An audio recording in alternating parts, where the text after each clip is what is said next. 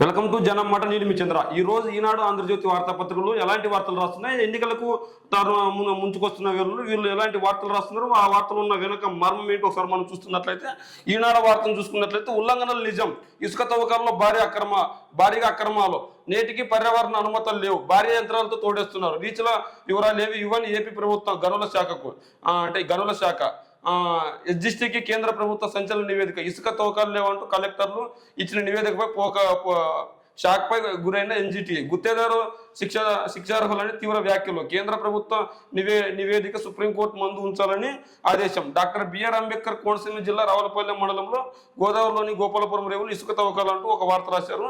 మరి ఈ వార్త రాయడానికి ప్రధాన కారణం ఏంటంటే, ఖచ్చితంగా ఎన్నికలు దగ్గర పడుతున్న తరుణంలో వైఎస్ఆర్ కాంగ్రెస్ పార్టీ 2014 ఓడిపోయిన తర్వాత 2019 ఎన్నికల్లో ఘన విజయం సాధించింది. 151 సీట్లతో వచ్చింది. 151 సీట్లతో వచ్చిన తర్వాత 2019 ఎన్నికల మేనిఫెస్టో ఇచ్చిన ప్రతి హామీని నెరవేరుస్తూ వచ్చింది. ఆ హామీల అమలుకు కావాల్సిన చర్యలు తీసుకొని వచ్చింది.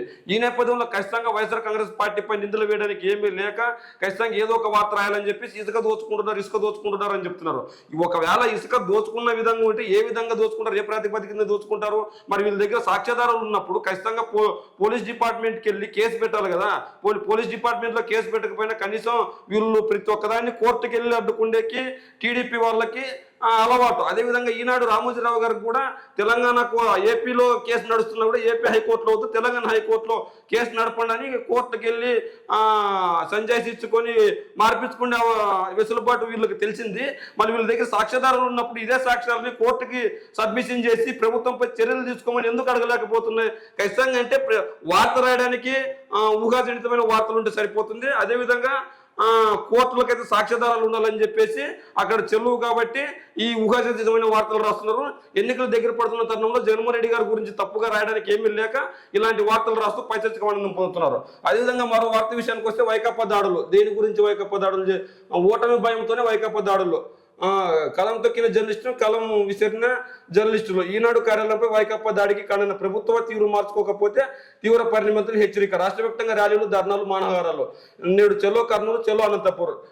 జగన్ రెచ్చగొడుతున్న మీడియాపై వరుస దాడులు. పత్రికల యాజమాన్యాన్ని తప్పుడు కేసులతో వేధిస్తున్నారు. దాడుల్ని నిలువర్చడం, నిందితుల్ని పట్టుకోవడంలో పోలీసులు విఫలం. సీఎం పై చట్టపరంగా చర్యలు తీసుకోవాలి. డీజీపీకి చంద్రబాబు లేఖ. ఏదైతే జగన్మోహన్ రెడ్డి గారు చెప్పారో వీళ్ళు అయితే నేను యుద్ధం చేస్తుంది ఒక చంద్రబాబు నాయుడు, ఒక పవన్ కళ్యాణ్, మరి ఒక బీజేపీతో కాదు. నేను యుద్ధం చేస్తుంది ఈనాడు, ఆంధ్రజ్యోతి, టీవీ5, ఏబిఎన్తో నేను యుద్ధం చేస్తున్నాను. నాకు ఎటువంటి పొత్తుల్లో నేను పొత్తు పెట్టుకుంది ప్రజలతోనే, నాకు ప్రజలు సహకరిస్తారని చెప్పి జగన్మోహన్ రెడ్డి గారు చెప్పారు. అలాంటప్పుడు ఎటువంటి ఆహ్వానం లేకున్నప్పుడు ఖచ్చితంగా సీఎం సభలకు ఆహ్వానం లేని వ్యక్తులు వెళ్ళడం తప్పు. ఒకవేళ ఆహ్వానం ఉంటే ఆహ్వానం అందింది మేము వచ్చామని చెప్పుకోవడంలో తప్పు లేదు. కానీ ఆహ్వానం అందకుండా అక్కడికి వెళ్ళి జనాలు ఉన్నా కూడా జనాలు లేరని చెప్పి ఒక రాస్తుంటే వాళ్ళకు కూడా ఇబ్బంది కలుగుతుంది. అంతేకాకుండా ఎవరికైనా స్వేచ్ఛకు వాక్ స్వాతంత్రం అనేది ఉంటుంది. అంటే ఈనాడు, ఆంధ్రజ్యోతికి ఉన్న హక్కులు సామాన్య మానవునికి కూడా ఉంటాయి. అయితే ఇక్కడ పత్రికా జర్నలిస్టులకు ప్రత్యేకమైన హక్కులు ఏమీ లేవు. అయితే సాటి మానవునిగా ఖచ్చితంగా వీళ్ళు జీవించాలి. మనం పౌరులకు ఇచ్చిన హక్కుల్లో వీళ్ళు ఉపయోగించుకోవచ్చు తప్ప వీళ్ళకి ప్రత్యేకమైన హక్కులు లేవు. అట్లా అని చెప్పి బురదజల్లే మాటలు మాట్లాడుతూ బురదజల్లే వార్తలు రాస్తూ ఉంటే ఖచ్చితంగా విమర్శలు చేస్తారు. ఆ విమర్శలు చేయకపోతే తగిన విధంగా ఉండదు.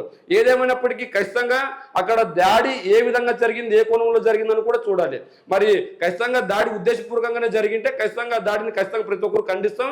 అయితే దాడిని ఖండిస్తూనే ప్రతి ఒక్కరికి వాక్ స్వతంత్రం ఉంటుంది. ఎవరి స్వతంత్రాన్ని వాళ్ళు ఉపయోగించే హక్కు ప్రతి ఒక్కరికి ఉంటుంది. ఇది ఇక్కడ అయితే మరి ఆంధ్రజ్యోతి, ఈనాడు పైన దాడులు జరుగుతున్నాయి. మరి నిజమైన జర్నలిస్టుల సాక్షి వార్తాపత్రిక వైఎస్ఆర్సీపీ అనుకున్న ఆంధ్రభూమి, ఆంధ్రప్రభ,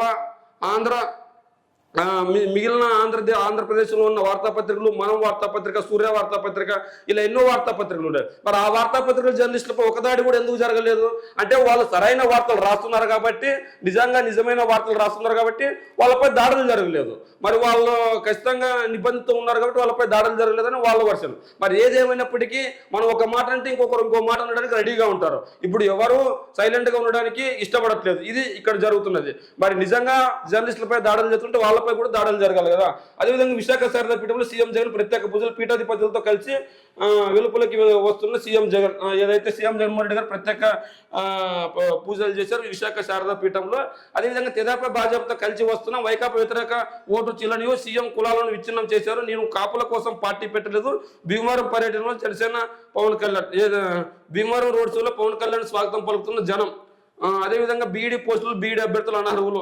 మనం ఈ విషయం ఇక్కడ తీసుకున్నట్లయితే తెదేపా భాజపాలో కలిసి వస్తున్నామని పవన్ కళ్యాణ్ చెప్తున్నారు. మీరు కలిసి వస్తున్నారని చెప్పి జగన్మోహన్ రెడ్డి గారు ఏనాడో చెప్తున్నారు. మీరు ఏ రోజు విడిపోయారని కూడా చెప్తున్నారు. మరి 2014 నుంచి 2019 వరకు చంద్రబాబు నాయుడు గారి పరిపాలన అవినీతి చేసింది, అందుకే 2019లో వ్యతిరేకిస్తున్నాను అని చెప్పిన మీరు 2024 ఎన్నికల్లో ఏ ప్రతిపాదికన చంద్రబాబు నాయుడు గారికి సర్టిఫికేట్ ఇచ్చి అదే చంద్రబాబు నాయుడు గారితో కలుస్తున్నారు. మరి అది కూడా చెప్పాలి కదా. చంద్రబాబు నాయుడు గారిపై విమర్శలు చేసింది నిజం కదా, చంద్రబాబు నాయుడు గారు దోచుకున్నారన్నది మీరు నిజం కదా, చంద్రబాబు నాయుడు గారు ఖచ్చితంగా ఈ రాష్ట్రానికి అన్యాయం చేశారని చెప్పి 2019 ఎన్నికల్లో మీరు మాట్లాడలేదా? మరి అలా మాట్లాడిన మీరు ఈ రోజు 2024 ఎన్నికల్లో అదే చంద్రబాబు నాయుడుతో ఎలా కలుస్తారు? మరి బీజేపీ మన రాష్ట్రానికి అన్యాయం చేసిందని కూడా కూస్తుంది. ప్రత్యేక హోదా ఇవ్వాల్సిన బీజేపీ ఈ రోజు మన రాష్ట్రానికి ప్రత్యేక హోదా ఇవ్వకుండా అడ్డుకుంటుంది. మరి ప్రత్యేక హోదా ఇవ్వాల్సిన బీజేపీతో మీరు ఎలా చేతులు కలుపుతున్నారు? 2019 ఎన్నికల్లో బీజేపీ ప్రత్యేక హోదా ఇవ్వలేదని టీడీపీ బయటకు వచ్చింది. మరి అదే బీజేపీతో ఈ రోజు మళ్ళా టీడీపీ చేతులు కలుపుతుంది. మరి ఇది ఎంతవరకు సమర్థనీయం? అంటే ఇక్కడ రాజకీయ అవసరాలు తప్ప రాష్ట్ర భవిష్యత్తు ఎవరికీ లేదు. అంటే ఎలాగైనా జగన్మోహన్ రెడ్డి గారిని గద్దె దించాలనే ఉద్దేశం తప్ప రాష్ట్ర ప్రయోజనాలకు మీకు ఏమైనా ఉందా? పోనీ వైఎస్ఆర్ కాంగ్రెస్ పార్టీ 25కి 20 సీట్లు వదులుకోవడం సిద్ధంగా ఉంది, ప్రత్యేక హోదా ఇవ్వడానికి బీజేపీ సిద్ధంగా ఉందా? అంటే లేదు. ఎందుకు సిద్ధంగా లేదంటే ఖచ్చితంగా ఏపీ ప్రజలకు ప్రత్యేక హోదా గారికి ఇస్తే వీళ్ళు అన్ని రంగాల్లో అభివృద్ధి చెందుతారు, వీళ్ళకు ఎలాగైనా అడ్డుకోవాలని చెప్పి బీజేపీ ప్రయత్నిస్తుంది. అలాంటి బీజేపీతో కలుస్తుంది ఈ రోజు చంద్రబాబు నాయుడు గారు, పవన్ కళ్యాణ్ గారు. నిజంగా బీజేపీకి సిద్ధశుద్ధి ఉంటే మరి ప్రత్యేక హోదా ఇవ్వచ్చు కదా. మరి ఏ ప్రాతిపదికన మళ్ళీ ప్రత్యేక హోదా ఇవన్నీ బీజేపీకి టీడీపీ జనసేన మద్దతు తెలుపుతుంది?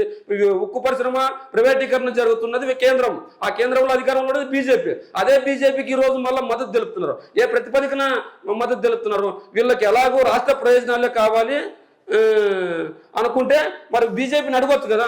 మరి రాష్ట్ర ప్రయోజనాల కంటే వీళ్ళు సొంత ప్రయోజనాలు ఖచ్చితంగా ఉండాలని చెప్పేసి వీళ్ళు ప్రయత్నిస్తున్నారు. ఎలాగైనా వైఎస్ఆర్ కాంగ్రెస్ పార్టీని వచ్చే ఎన్నికల్లో గద్దె దించాలని కంకణం కట్టుకున్నారు. ఒక బీజేపీ, ఒక టీడీపీ, ఒక జనసేన పొత్తు కలిసినంత మాత్రాన గెలుపోవటం నిర్ణయించలేరు, ప్రజలు నిర్ణయించాలి. 2014 ఎన్నికల్లో వైఎస్ఆర్ కాంగ్రెస్ పార్టీ సింగిల్గా వెళ్ళి 5 లక్షల ఓట్లు స్వల్ప మెజారిటీతో ఓడిపోయింది. మరి 2024 ఎన్నికల్లో కూడా అదే రిపీట్ అవుతుందని వీళ్ళు కళ్ళకు అంటున్నారు. 2014 ముందు జగన్మోహన్ రెడ్డి గారి పరిపాలన ప్రజలు చూడలేదు. 2019లో జగన్మోహన్ రెడ్డి గారు అఖండ మెజారిటీతో గెలిపించిన తర్వాత జగన్మోహన్ రెడ్డి గారి పరిపాలన చూశారు. జగన్మోహన్ రెడ్డి గారి పరిపాలన చూసిన తర్వాత ఖచ్చితంగా ఇలాంటి పరిపాలన మనకు కావాలని చెప్పి మరోసారి ఎన్నుకోవడం సిద్ధంగా ఉన్నారు ప్రజలు. కానీ వీళ్ళు ఎలాగైనా జగన్మోహన్ రెడ్డి గారిని గద్దె దించడానికి టీడీపీ, జనసేన, బీజేపీ పొత్తు పెట్టుకునే తప్ప అంతకు మించలేదు. ఇంకా జనసేన విషయానికి వస్తే నేను కాపుల కోసం పార్టీ పెట్టలేదని చెప్తున్న పవన్ కళ్యాణ్ మరి కేవలం ఉభయ గోదావరి జిల్లాలో పోటీకి సిద్ధంగా ఉన్న పవన్ కళ్యాణ్ మరి ప్రకాశం, నెల్లూరు, గుంటూరు జిల్లాలో ఎందుకు పోటీ చేయలేదు? కృష్ణా జిల్లాలో ఎందుకు పోటీ చేయలేదు? రాయలసీమ జిల్లాలో ఎందుకు పోటీ చేయలేదు? అంటే మీరు ఉభయ గోదావరి జిల్లాలకు మాత్రమే పార్టీ పెట్టారా? మిగిలిన ప్రాంతాలని అడ్డుకున్నారా? ఇదే పవన్ కళ్యాణ్ 2019 ఎన్నికలకు ముందు ఒకే రాజధాని పేరుతో ఖచ్చితంగా టీడీపీ డబ్బులు దోచుకుంది, భూములు దోచుకుందని విమర్శించిన పవన్ కళ్యాణ్ 3 రాజ్యాల్లో జగన్మోహన్ రెడ్డి గారు తీసుకొని వస్తే అన్ని ప్రాంతాల అభివృద్ధి తీసుకొని వస్తే ఎందుకు స్వాగతించలేదు? అంటే ఇక్కడ స్వార్థ ప్రయోజనాలు తప్ప, వ్యక్తిగత ప్రయోజనాలు తప్ప ఇంకొకటి కనిపించడం లేదు. ఏదేమైనప్పటికీ టీడీపీ, జనసేన పొత్తు పెట్టుకున్నా వచ్చే ఎన్నికల్లో అఖండ మెజారిటీతో వైఎస్ఆర్ కాంగ్రెస్ పార్టీని గెలిపించడానికి ప్రజలు సిద్ధంగా ఉన్నారని చెప్పి వైసీపీ వాళ్ళు చెప్తున్నారు. మరి ఆంధ్రజ్యోతి విషయానికి వస్తే యాస్ట్రీస్ ఇదే డిఎస్సీ జగన్ నాటకం జస్ట్ మళ్ళా 40 రీచ్ల్లో యంత్రాలు లేకుండా తవ్వకాలు, కానీ 500 రీచ్లతో జేసీబీలతో ఇదే రాసుకొచ్చింది. ఇసుకాసురుడు ఇష్టానుసారం. అదే మనం ఇంతకు ముందే మనం ఇసుక గురించి మాట్లాడుకున్నాం. మరి ఇసుక గురించి వీళ్ళు నిజంగా దోచుకుంటుంటే మళ్ళీ ఆంధ్రజ్యోతి, ఈనాడు వెళ్ళి పోలీసులకు కానీ లేదంటే కోర్టులకు కానీ కంప్లైంట్ చేయొచ్చు కదా. మరి ఎందుకు చేయట్లేదు? రామదోపిడి చూడతారమ్మా, నెల్లూరు జిల్లా నడిపొట్టిన అరాచక ప్రతాపం, గ్రావెల్లో ఎమ్మెల్యేల కోట్ల దోపిడీ, నియోజకవర్గాల కొండలు, గుట్టలు, మాల్యం, రియల్ ఎస్టేట్లో 100 కోట్లు కుమ్ముడు, జగనన్న స్థలాల కొనుగోలు 40 కోట్లు అడ్డుకునేందుకు ప్రయత్నించిన కలెక్టర్ బదిలీ, మద్యం, పోస్టింగ్లు అన్నిట వాటాలు, అన్ని అవినీతిని, ప్రతిపక్షలపై కేసులు, దాడులు, దౌర్జన్యాలు. మరి నిజంగానే ఇలా జరిగింటే నెల్లూరు జిల్లాలో నా నియోజకవర్గంలో మృత్యు సంపదకు దేశంలోనే పేరు ఎరగనేది ఎమ్మెల్యే. మరి ఆ ఎమ్మెల్యే పేరు రాయొచ్చు కదా, ఆ మినిస్టర్, ఆ మంత్రి పేరు రాయొచ్చు కదా. ఎందుకు రాయడం లేదంటే ఇవన్నీ అబద్ధపు వార్తలంటే ప్రజలకు అర్థమవుతుంది. అంతకు మించి ఏం లేదు. వైసీపీకి వేమిరెడ్డి రాజీనామా, వైసీపీ రాజ్యసభ సభ్యత్వాన్ని కూడా త్వరగా ఆమోదించాలని సీఎం జగన్కు లేక వైసీపీ నుంచి 4 ఎంపీలు అవుట్, అదే దారిలో మరో 2. ఏదైతే వైసీపీకి రాజీనామా అంటున్నారు, వైసీపీకి ఆయన రాజీనామా చేయలేదు. ఖచ్చితంగా వాళ్ళకి కావాల్సిన సీట్లు వైఎస్ఆర్ కాంగ్రెస్ పార్టీ ఇవ్వలేదు. అందులో భాగంగానే సీట్లు రాజీ గ్రాఫ్ లేని ఎమ్మెల్యేలు ఎంపీలు వైఎస్ఆర్సీపీని వదిలి బయటకు వెళ్తున్నారు. వెళ్ళినా మాకు వచ్చే నష్టం లేదని ధీమాగా వైఎస్ఆర్ కాంగ్రెస్ పార్టీ ఉంది. గెలిపే లక్ష్యంగా సీట్లు మారుస్తూ పోతుంది జగన్మోహన్ రెడ్డి గారు. ఒకరిద్దరు పోయినంత వైఎస్ఆర్సీపీకి వచ్చే నష్టం ఏమి లేదని చెప్తున్నారు. యుద్ధానికి సిద్ధం, పొత్తులతో వస్తున్నాం. అడ్డొచ్చేది ఎవరు? పవన్ కళ్యాణ్. అంటే అడ్డొచ్చేది ఎవరు? ప్రజలు అడ్డొస్తారు. మీరు పొత్తులు పెట్టుకున్నంత మాత్రాన ప్రజలు ఓట్లేయడానికి సిద్ధంగా ఉన్నారా? భీమవరంలో పవన్ స్వాగతం పలుకుతున్న కార్యకర్తలు మరొక బహిరంగ సభ ఎందుకు పెట్టలేదు? అదే భీమవరంలో మరి ఎందుకు బహిరంగ సభ పెట్టుకుని వెళ్ళిపోయారు? ఈ ప్రభుత్వ వ్యతిరేక ఓటు చీలని ఉన్న జనసేన ఓటు టీడీపీకి మళ్ళీ కులచిత్తులో లబ్ధికి జగన్ కుట్ర, కాపులు క్షత్రియులు శెట్టి బలిజులు దళితులు కొట్లాడుకునే లేతులు అందరూ అప్రమత్తంగా ఉండాలి. భీమవరంలో జన సైనికులతో సమీక్ష, పవన్ కలిసిన టీడీపీ ఇన్ఛార్జీలు టీడీపీ జనసేన సమన్వయ భేటీ. అయ్యో అదాని అంటే అంతే, ప్రజాభిప్రాయ సేకరణ లేకుండా సిక్కీకి గ్రీన్ సిగ్నల్ లేటా 250 కోట్ల కమిషన్కి అంగీకారం. అదాని నుంచి 7,000 మెగావాట్ల విద్యుత్ కొనుగోలుకు గతంలో ప్రభుత్వ ఒప్పందం. యూనిట్ 2.4 చొప్పున 25 ఏళ్ల పాటు అదనపు భారం అని నిపుణుల హెచ్చరిక. ఏదైతే జగన్మోహన్ రెడ్డి గారు అభివృద్ధి పనులు చేసినా ఖచ్చితంగా వాటిని తప్పుడు పనులు దోచుకోవడానికి అని చెప్తారు. అదే తెలుగుదేశం పార్టీ కనుక చేస్తే అది అక్కడ అవినీతి జరిగినా కూడా అవినీతి లేదని చెప్పి రాయరు. నిజంగానే అమరావతి ప్రజలు ఎంత ఇబ్బంది పడ్డారు. మరి అమరావతి చుట్టుపక్కల ఉన్న భూములన్నీ పేద ప్రజలకు చెందినవి. ఈ రోజు హెరిటేజ్ కంపెనీకి ఎలా వచ్చాయి? లింగంనేని రమేష్ గారికి ఎలా వచ్చాయి? చంద్రబాబు నాయుడు గారికి ఎలా వచ్చాయి? పవన్ కళ్యాణ్కి ఎలా వచ్చాయి? టీడీపీ నాయకులకి ఎలా వచ్చాయి? ఎక్కడో రాయలసీమలో ఉన్న టీడీపీ నాయకులకి ఇక్కడ అమరావతిలో భూములు ఎలా వచ్చాయి? 2014 ముందు, అంటే 2012కు ముందు లేని భూములు మళ్ళీ ఉన్నట్టుండి ఎట్లా వచ్చాయి? పేద ప్రజల భూములు వీళ్ళు అప్పలంగా కొట్టేయలేదా? మరి ఆ వాకులు ఎందుకు రాయలేదు? లింగంనేని రమేష్ గారికి అన్ని ఎకరాలు ఎట్లా వచ్చాయి? అక్కడ హెరిటేజ్ కంపెనీకి అన్ని ఎకరాలు ఎట్లా వచ్చాయి? అది ఇంగరింగ్ రోడ్డు చుట్టూ పోయే దారిలోనే హెరిటేజ్ కంపెనీకి భూములు ఎలా వచ్చాయి? అంటే ఇక్కడ వాళ్ళు అవినీతి చేసినా కూడా నీతిమంతంగానే ఉంటుంది, వీరు సక్రమంగా పని చేసినా కూడా అవినీతిలాగానే ఉంటుంది. మరి వచ్చే ఎన్నికల్లో వీళ్ళు రాసిన వార్తలు, వీళ్ళు మాట్లాడుతున్న మాటలు ప్రజలు చూస్తున్నారు. జగన్మోహన్ రెడ్డి గారు ఒక టీడీపీతో మాత్రం యుద్ధం చేయట్లేదు, పవన్ కళ్యాణ్ గారితోనూ చంద్రబాబు నాయుడు గారితో బీజేపీతో యుద్ధం చేస్తూనే ఈ వార్తాపత్రికలు ఈనాడు, ఆంధ్రజ్యోతి, ఏబిఎన్, TV5 ఇట్లాంటి వార్తాపత్రికలు, ఇట్లా టీవీ ఛానల్స్ నేను యుద్ధం చేస్తున్నాను. నేను అయినా భయపడడం లేదు. నాకు ప్రజలు అండగా ఉన్నారు, దేవుడు తోడుగా ఉన్నారు. ఖచ్చితంగా వచ్చే ఎన్నికల్లో గెలిచి తీరుతానని జగన్మోహన్ రెడ్డి గారు చెప్తున్నారు.